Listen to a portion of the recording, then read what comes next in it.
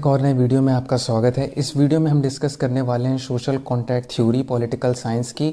तो बेसिकली इस वीडियो में हम ये सारे टॉपिक कवर करेंगे। सबसे पहले हम देखेंगे कि आखिर ओरिजिन ऑफ स्टेट का एक ओरिजिन हुआ कैसे था, ठीक है। उससे रिलेटेड हम देखेंगे कि सोशल कॉन्ट्रैक्ट थ्योरी का ओरिजिन ऑफ स्टेट से क्या रिलेशन है, ठीक है। बट उससे पहले यार, स्टेट जो है, स्टेट के 4 एसेंशियल्स होते हैं और एक स्टेट क्या होता है बेसिकली, वो मैंने एक और लेक्चर में डिटेल में एक्सप्लेन किया हुआ है। उसकी लिंक आपको नीचे डिस्क्रिप्शन पर मिल जाएगी। अगर आपको वो लेक्चर देखना है तो आप उसे चेकआउट कर सकते हो। फिर उसके बाद जो दूसरा चीज़ हम देखेंगे वो देखेंगे कि एक सोशल कॉन्ट्रैक्ट थ्योरी होती क्या है, ठीक है। Social contract theory political science में जो हम पढ़ रहे हैं, बेसिक तौर पे वो आई कैसे पिक्चर में है ना, सोशल कॉन्ट्रैक्ट थ्योरी आई ही क्यों, और बेसिकली सिंपल भाषा में ये है क्या, ठीक है। फिर उसके बाद ये जो दो टॉपिक हैं, नेचर ऑफ द मैन और terms of the social contract, ये दोनों टर्म्स अभी शायद आप नहीं समझ पाओगे इसका क्या मतलब है। मोटे मोटे तौर पर आप ये समझो कि हम इसके बाद ये देखेंगे कि जो सोशल कॉन्ट्रैक्ट थ्योरी है, इसके 3 व्यू पॉइंट्स, 3 पर्सपेक्टिव, 3 अलग अलग नज़रियों से 3 अलग अलग थिंकर्स ने सोशल कॉन्ट्रैक्ट थ्योरी को एनालाइज किया है, ठीक है। वो कौन से 3 थिंकर्स हैं? पहला है आपका हॉब्स, दूसरा है लॉक, तीसरा है रूसो। इन तीनों थिंकर्स के व्यू पॉइंट्स या पर्सपेक्टिव कह सकते हैं सोशल कॉन्ट्रैक्ट थ्योरी के अलग अलग हैं, जिन्हें कि हम लेक्चर में डिस्कस करेंगे, ठीक है। तो बिना किसी देरी यार लेक्चर को शुरू करते हैं। ऐसे भी बहुत दिन बाद जो है मैं लेक्चर डाल रहा हूँ, ठीक है। तो सबसे पहले है origin of state. Origin of state से क्या लेना देना है सोशल कॉन्ट्रैक्ट थ्योरी का? तो बेसिकली तो ओरिजिन ऑफ स्टेट है, यानी कि एक जो स्टेट होता है, स्टेट क्या होता है वो मैंने डिटेल में एक्सप्लेन किया, मैंने पहले ही बोला। स्टेट की उत्पत्ति हुई कैसे, ओरिजिन हुआ कैसे, ये अलग अलग थिंकर्स ने अपने अलग अलग तरीक़ों से एक्सप्लेन किया है, ठीक है। कुछ थिंकर्स ने कहा इस तरीके से एग्जिस्टेंस में आया है, कुछ थिंकर्स ने कहा दूसरे तरीके से। व्हेन, वेयर एंड हाउ, ठीक है। स्टेट कब, कैसे और किस समय पर एग्जिस्टेंस पर आया, ये हम किसी हिस्ट्री के रिकॉर्ड में नहीं पा सकते कि स्टेट जो है एग्जिस्टेंस में ये चीज़ें एग्जैक्टली हुई और ये चीज़ों की वजह से अचानक से स्टेट जो है वो एग्जिस्टेंस में आ गया। कहीं हमें लिखित इसकी रिटन डॉक्यूमेंट नहीं मिलती, ठीक है। जिसकी वजह से क्या है, हमें हाइपोथेसिस बनाने पड़ते हैं, हमें वो इमेजिन करना पड़ता है कि हाँ ये ऐसा सिनेरियो रहा होगा स्टेट के बगैर, तो इस वजह से स्टेट एग्जिस्टेंस में आया होगा। बहुत से अलग अलग पॉलिटिकल थिंकर्स हैं, 3 जिनके बारे में आगे हम पढ़ेंगे, 3 जो मेन है सोशल कॉन्ट्रैक्ट थ्योरी के थिंकर्स। उन्होंने जो ओरिजिन है स्टेट का उसको एक्सप्लेन करने की कोशिश की है कि देखो भाई ये वजह हो सकती है जिनकी वजह से जो स्टेट है वो एग्जिस्टेंस में आया, और उन बेसिस पर जो है अलग अलग थ्योरीज उन थिंकर्स ने बनाई है, ठीक है। तो कौन कौन सी वो थ्योरी हैं, तो उनके नाम ये हैं। देखो, सबसे पहली हमारी the divine origin, the theory of divine origin. State divine origin की वजह से एग्जिस्टेंस में आया है। सोशल कॉन्ट्रैक्ट थ्योरी, जो कि हम इस लेक्चर में पढ़ने वाले हैं, ठीक है। फिर फोर्स थ्योरी भी है एक, और फिर एक इवोल्यूशनरी थ्योरी है, ठीक है। तो अब आ जाते हैं हम सोशल कॉन्ट्रैक्ट थ्योरी पे। ये तो हो गया कि सोशल कॉन्ट्रैक्ट थ्योरी का ओरिजिन ऑफ स्टेट से किस तरीके से कनेक्शन है। अब देखते हैं, सबसे पहला पॉइंट है this theory treats the state as a product of mutual agreement, है ना। ये थ्योरी आखिर है क्या? ये थ्योरी यही कहती है कि जब स्टेट एग्जिस्ट नहीं करता था तब भी इंसानों की कुछ सोशल नीड्स होती थी। भाई इंसान है, खाना होगा, कुछ रिसोर्सेज होंगे, पानी होगा, रहने की जगह चाहिए होगी, ये कुछ सोशल नीड्स होती थी, जिसकी वजह से जो लोग थे उनके बीच एक म्यूचुअल एग्रीमेंट हुआ। वो एक एग्रीमेंट में आए कि हमें एक अथॉरिटी बनानी चाहिए। जैसा कि आपको पता है स्टेट में अथॉरिटी होती ही होती है, एक सोवरेन अथॉरिटी। तो वो म्यूचुअल एग्रीमेंट में आए कि चलो हम एक स्टेट बनाते हैं जिसकी एक सोवरेन अथॉरिटी भी होगी, ठीक है। और फिर this theory implies there was a time, है ना। ये थ्योरी जो है ये एक और बात कहती है कि एक समय ऐसा भी था जहां पर कि जो स्टेट है वो एग्जिस्टेंस में था ही नहीं। उस समय को क्या कहते थे, उस टाइम पीरियड को क्या कहते थे? State of nature. समझ लीजिएगा, बार बार मैं ये नहीं बताऊंगा कि स्टेट ऑफ नेचर मैं यूज़ कर लूँगा, ठीक है। स्टेट ऑफ नेचर का सिंपल मतलब एक ऐसा टाइम पीरियड जब स्टेट एग्जिस्ट नहीं करता था, मैन जो है बिना स्टेट के रहा करता था, ठीक है। अब वही बात जो मैंने पहले कही, हॉब्स, लॉक और रूसो, ये 3 अलग अलग थिंकर्स हैं जिन्होंने अलग अलग डिफरेंट पर्सपेक्टिव या कहें डिफरेंट पिक्चर्स ड्रॉ करी हैं। किसके रिगार्डिंग? सोशल कॉन्ट्रैक्ट थ्योरी के रिगार्डिंग। और सोशल कॉन्ट्रैक्ट थ्योरी में ये 3 टर्म्स होते हैं, state of nature, the terms of social contract, इसे भी हम समझना पड़ेगा ये क्या है और तीनों थिंकर्स ने क्या अलग अलग बातें कही हैं। फिर है द कैरेक्टर ऑफ सोवर्निटी, जो सोवर्निटी बनेगी स्टेट में वो किस तरीके की होगी। कोई कहेगा अथॉरिटेटिव होगी, कोई कहेगा ऐसी होगी, कोई कहेगा वैसी होगी, है ना। कैसा कैसा कहेंगे ये तीनों अलग अलग थिंकर्स, ये आपको समझना बहुत ज़रूरी है। ठीक, तो सबसे पहले जो चीज़ हम देखेंगे सोशल कॉन्ट्रैक्ट थ्योरी के इसमें कि नेचर ऑफ द मैन, कि जब स्टेट एग्जिस्ट नहीं करता था, at the time of state of nature, जब स्टेट एग्जिस्ट नहीं करता था तो लोग रहते कैसे थे, उनका नेचर क्या था, है ना, किस तरीके की सोसाइटी थी, किस तरीके से वो वर्क करती थी। तो तीनों अलग अलग थिंकर्स ने तीनों अलग अलग अपने पर्सपेक्टिव रखे हैं, अपनी राय रखी। ठीक, सबसे पहला है आपका हॉब्स। ठीक है, according to Hobbes humans are, हाँ हॉब्स क्या कहते हैं, हॉब्स ये कहते हैं कि ह्यूमंस जो हैं वो सेल्फिश हैं बाय नेचर। एक सेकंड मैं और नीचे कर लूँ।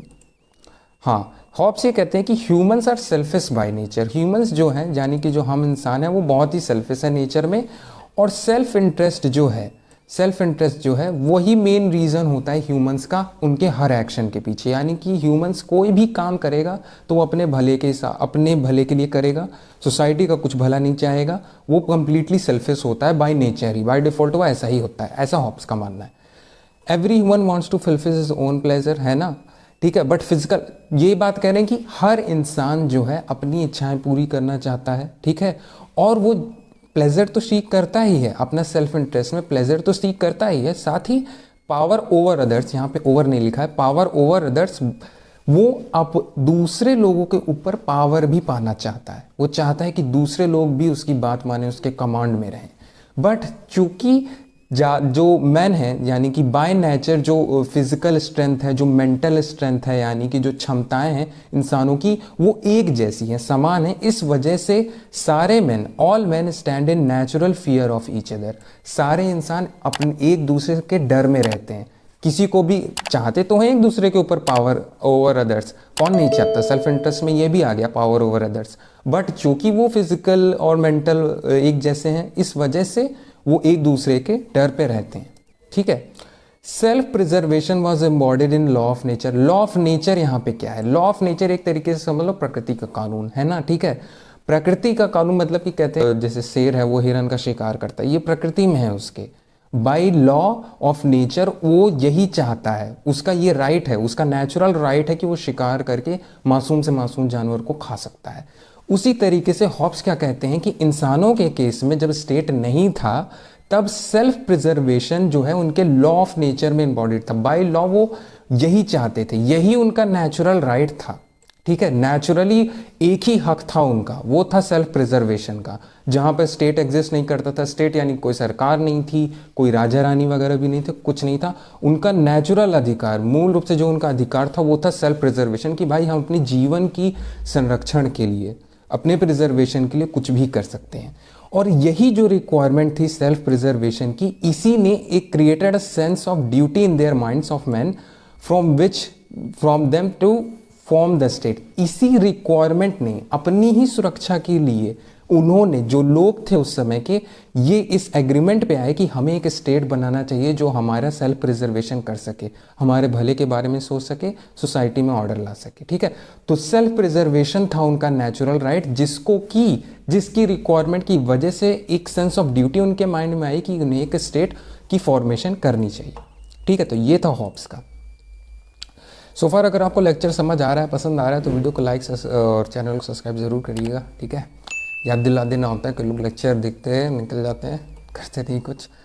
तो लॉ क्या है, लॉ क्या कहते हैं, according to Locke humans are rational beings by nature.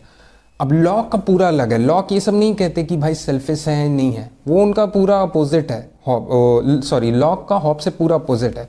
Law कहते हैं humans are rational beings by nature, humans जो है वो रैशनल बींग्स हैं। ठीक है, और जो रैशनल बींग्स मतलब कि उनके अंदर खुद की समझ है, क्या सही है क्या गलत है, वो सब कुछ करते हैं, ऐसे अंधाधुन कोई भी चीज़, कोई भी डिमांड नहीं रखते वो। ठीक है, उनके अंदर अपनी खुद की थिंकिंग है, सोच है, समझ है, क्या सही होता है दूसरों के लिए, अपने लिए, सब कुछ वो समझ सकते हैं, रैशनल है वो। ओवर नहीं होगा यहाँ पे, ये ओवर नहीं, ओबे है, ओबे मतलब बात मानना।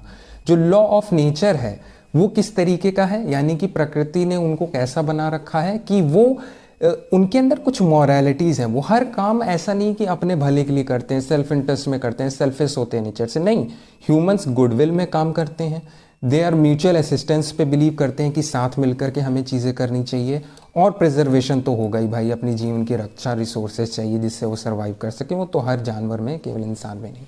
Implanted in the human conscience. तो हॉब्स ये कैसे डिफरेंट करता है, ये नहीं मानते कि सेल्फ इंटरेस्ट है, ये मानते हैं कि गुडविल है, ठीक है, लोगों के बीच, ह्यूमंस के बीच, स्टेट ऑफ नेचर के समय में, है ना, अभी की बात नहीं, स्टेट ऑफ नेचर के समय में, और म्यूचुअल असिस्टेंस है उनके बीच, और प्रिजर्वेशन तो हो गई, ऑब्वियस सी बात है।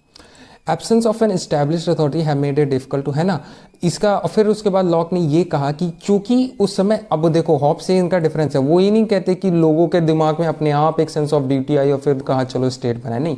लॉ के केस में ये है कि कोई भी अथॉरिटी जो कि एग्जिस्ट ही नहीं कर रही थी उस समय, इस वजह से जो ऑफेंडर्स होते थे, यानी कि कुछ लोग इस बीच भी होते थे जो अपने सेल्फ इंटरेस्टेड सेंट्रिक होकर के रूल्स ऑफ मॉरलिटी पूरा त्याग देते थे और अपने सेल्फ इंटरेस्ट के परस्यूएंस में जो है वो गलत सलत काम करते थे, लोगों को हार्म पहुंचा देते थे, जिसकी वजह से ये इशू हुआ कि भाई जो लोग सोसाइटी में डिसऑर्डर लेके आ रहे हैं, इनको पनिश कौन करेगा। अगर यही इंसान खुद के ही जज बन करके खुद जस्टिस प्रोवाइड करने लगे, तब तो अपने आप को ये कभी सजा देंगे ही नहीं। तो ऐसा तो नहीं कर सकते कि जो इंसान ऑफेंडर है, जो सोसाइटी में डिसऑर्डर ला रहा है, उसको खुद का ही जज बना दिया जाए, खुद के ही केस का। तो हमें एक ऐसी सॉवरेन अथॉरिटी चाहिए, केवल अथॉरिटी नहीं, सॉवरेन अथॉरिटी चाहिए जो हमें प्रिजर्वेशन भी प्रोवाइड करे, गुड म्यूचुअल असिस्टेंस, गुडविल, इन सब मॉरल रूल्स को भी सोसाइटी में बरकरार रखे, और ऐसे जो ऑफेंडर्स हैं, जो इन सब चीज़ों को ब्रेक करते हैं सेल्फ इंटरेस्ट के चक्कर में, अपने भले के चक्कर में, उनको पनिश भी करे, ठीक है। इसके बाद अगला पॉइंट है, all man wanted perfect freedom and equality, not only to preserve his property that is his life, but also to punish the breachers of natural law, this was their natural right. मूल रूप से उनका अधिकार क्या था, उनका अधिकार ये था कि भाई बाय नेचर वो यही चाहते थे, वो इसी चीज़ को अपना अधिकार मानते थे कि हमें परफेक्ट फ्रीडम मिलना चाहिए, पूरी आज़ादी मिलनी चाहिए, और हम सब के बीच इक्वालिटी होनी चाहिए। ऐसा परफेक्ट फ्रीडम और इक्वालिटी वो इसी वजह से नहीं चाहते थे ताकि वो अपनी प्रॉपर्टी को प्रिजर्व कर सकें या अपनी ज़िंदगी को बचा सकें, बल्कि वो ये भी चाहते थे कि इक्वालिटी और फ्रीडम एग्जिस्ट करे ताकि जो पनिशर्स हैं, जो अपने सेल्फ इंटरेस्ट में सोसाइटी में डिसऑर्डर ले आ जाते हैं, उनको सजा भी मिले, ठीक है। फिर है रूसो का लास्ट में, ठीक है। रूसो जो है डिस्क्राइब करते हैं मैन को नोबल सैवेज, ये सब वर्ड आपको याद होने चाहिए, खासकर जो मैंने ब्रैकेट में लिखा है वो भी, और जो कीवर्ड्स होते हैं ना वो आपको याद होनी चाहिए। जैसे रूसो के केस में क्या है, वो नोबल सैवेज। जो रूसो है उनका मानना है कि इंसान नोबल सैवेज होता है। नोबल सैवेज मतलब कि ऐसा इंसान जिसके अंदर हाई मॉरल क्वालिटीज़ हैं। रैशनल नहीं कहा उन्होंने ये भी नहीं कहा कि सेल्फिश है, उन्होंने कहा कि बहुत ही अलग ऊंचे हाई लेवल की मॉरल क्वालिटीज़ जो है इंसान के अंदर होती है। वो अच्छा व्यवहार करना चाहिए, दूसरों को अच्छे से ट्रीट करना चाहिए, गुडविल होनी चाहिए, सोसाइटी का भला पहले सोचना चाहिए, म्यूचुअल असिस्टेंट हो, ये सारी मॉरल क्वालिटीज़ इंसान में भरी होती हैं, ठीक है। Noble savage. Idyllic blissfulness and simplicity were the nature state of nature, ठीक है ना। जो स्टेट ऑफ नेचर है, जब स्टेट ऑफ नेचर उसने कहा कि सेल्फ इंटरेस्ट में लोग काम कर रहे थे, जैसे कहा हॉब्स ने, रूसो ने कहा कि स्टेट ऑफ नेचर में म्यूचुअल असिस्टेंट थी। इनका कहना है कि जो स्टेट ऑफ नेचर था वहाँ बहुत सिंप्लिसिटी थी, ठीक है। मॉरल क्वालिटीज़ ह्यूमंस रखते थे, और उस समय उस समय बहुत ही सिंप्लिसिटी थी, है ना। बहुत ही आइडियलिक मतलब ही होता है सुखद जीवन, मैंने हिंदी में लिख दिया। ब्लिसफुलनेस का मतलब होता है परम आनंद। बहुत ही सुखद जीवन था, बहुत ही सिंपल जीवन हुआ करता था स्टेट ऑफ नेचर के वक्त, ठीक है। कोई भी एक दूसरे के साथ कोई ऑफेंड नहीं करता था, कुछ भी नहीं करता था, सारे अंदर मॉरल क्वालिटीज़ होती थी। कोई ऐसे भी नहीं ऑफेंडर होते थे जो कि सोसाइटी में डिसऑर्डर लाएं, ठीक है, ऐसा कुछ नहीं होता था। तो फिर हुआ क्या, किस वजह से स्टेट एग्जिस्टेंस में आया। इनका कहना है कि main were equal and self sufficient, बराबर थे और अपनी ज़रूरतें खुद से पूरी भी कर सकते थे। But the rise of civilisation, ठीक है, सिविलाइजेशन रूसो ने बोला था, राइज ऑफ सिविलाइजेशन जो हुआ, जैसे जैसे लोगों की पॉपुलेशन बढ़ती गई, है ना, और जब लोगों की पॉपुलेशन बढ़ेगी तो ज़्यादा रिसोर्सेज चाहिए रहने के लिए, खाने के रिसोर्सेज चाहिए, है ना, हर समय अलग अलग मौसम में सर्वाइव करना होता है, जिसकी वजह से जैसे जैसे प्रोग्रेस हुई, राइज ऑफ सिविलाइजेशन हुआ, वैसे इनइक्वालिटीज़ जो है वो लोगों के बीच आना शुरू हो गई। कुछ लोग जो कि उनके पास रिसोर्सेज का एक्यूमुलेशन हो गया, कुछ लोगों के पास रिसोर्सेज ज़्यादा होते थे, कुछ लोगों के पास रिसोर्सेज एकदम कम होते थे, ठीक है। डिफरेंस दोनों के बीच बढ़ रहा था, जिसकी वजह से इनइक्वालिटी आ रही थी, और इसी की वजह से फॉर्मेशन ऑफ स्टेट की रिक्वायरमेंट आई कि अब हमें एक स्टेट की फॉर्मेशन करनी पड़ेगी जो हमारे भले के बारे में सोचे। सिविलाइजेशन के राइज की वजह से जो इनइक्वालिटी आ रही है समाज में, इसके पास ज़्यादा रिसोर्सेज हैं, उसके पास ज़्यादा ही रिसोर्सेज है, बढ़ते जा रहे, जो जिसके पास कम है वो कम ही होते जा रहे हैं। इसकी इनइक्वालिटीज़ की वजह से हमें एक स्टेट का फॉर्मेशन करना पड़ेगा, ठीक है। यही इस तरीके से आई थी स्टेट के फॉर्मेशन की रिक्वायरमेंट, ठीक है, ऐसा रूसो का कहना था। फिर और फिर उसका कहा था लास्ट में एक स्टेटमेंट लिख दिया मैंने, ये भी इंपॉर्टेंट है, ये भी याद रखना चाहिए आपको कि रूसो ने कहा था man is born free but he is everywhere in chain. कहने का मतलब ये कि बाय नेचर, इन्होंने पहले ही कहा कि हाई मॉरल क्वालिटीज़ थी, सिंपल जीवन हुआ करता था, सुखद जीवन हुआ करता था, बट सिविलाइजेशन के राइज की वजह से इनइक्वालिटीज़ आ गई और आज वो हर जगह चेन्स में है, ठीक है। और इसी चेन से छुटकारा शायद आपको दिलाएगा फॉर्मेशन ऑफ स्टेट, दिलाएगा कि नहीं दिलाएगा वो तो आगे हम चलो देखेंगे, ठीक है। तो ये हो गया पार्ट 1 वीडियो का। वीडियो थोड़ी सी लंबी हो गई होगी, तो नेक्स्ट पार्ट में हम वीडियो की क्या डिस्कस करेंगे, हम डिस्कस करेंगे different view points regarding the terms of social contract. ये बहुत ही इंपॉर्टेंट है कि जो सोशल कॉन्ट्रैक्ट में ये लोग अब आएंगे कैसे, कैसे एक एग्रीमेंट में आएंगे। ये तो बेसिक आपको डिफरेंस मालूम पड़ गया कि ऐसे लोग थे तो इस वजह से उनको नीड महसूस हुई कि हमें स्टेट बनाना चाहिए। बट जो स्टेट बनेगा, जिस एग्रीमेंट में वो आएंगे, उस एग्रीमेंट के टर्म्स क्या होंगे, किस किस राइट्स को गिव अप करेंगे वो स्टेट को बनाए, वो मैं डिटेल में आगे बताऊंगा। बट अब अगले टर्म में हम इसी टॉपिक को डिस्कस करने वाले हैं, टर्म्स ऑफ सोशल कॉन्ट्रैक्ट। तो यार अगर सो फार आपको वीडियो पसंद आई तो ज़रूर लाइक कर देना, चैनल को सब्सक्राइब कर देना। कोशिश करूंगा मैं कि वीडियोस में रेगुलरिटी आ सके, बट थोड़ा सा हर दिन काम बढ़ जाता है तो थोड़े मुश्किलात हो जाती हैं, बट कोशिश करेंगे यार, ठीक है। PDF नोट्स आप इस लेक्चर की नीचे डिस्क्रिप्शन से फ्री ऑफ कॉस्ट डाउनलोड कर सकते हो हमेशा की तरह। और इंस्टाग्राम पे भी चाहो तो यार फॉलो कर सकते हो, वहाँ पर भी मैं रील्स और तुम्हारे ये करंट अफेयर्स और MCQs डालता रहता हूँ, ठीक है। आप उसको भी चेकआउट कर सकते हो, लिंक नीचे डिस्क्रिप्शन में है। तो बस यार इस वीडियो में केवल इतना ही, उम्मीद आपको पसंद आई होगी। Thanks for watching and stay tuned for the next one. Bye bye.